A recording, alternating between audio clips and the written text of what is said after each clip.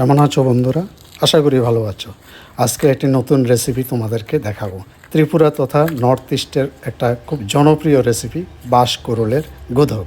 আবারও বলছি বাঁশকুড়ুলের গুধক।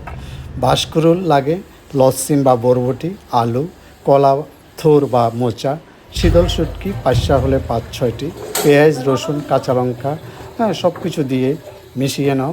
এরপর কড়াইতে বসো। কেউ কেউ প্রেসার কুকারে বসায়, আমার কিন্তু কড়াইতে ভালো লাগে। 7 থেকে 10 মিনিট সিদ্ধ করে নাও। এরপর একে একে নাড়তে থাকো এবং ঢেকে দাও। তেল হলুদ ছাড়া রেডি হয়ে গেল বাঁশকুড়ুলের গুধক। কী আছে?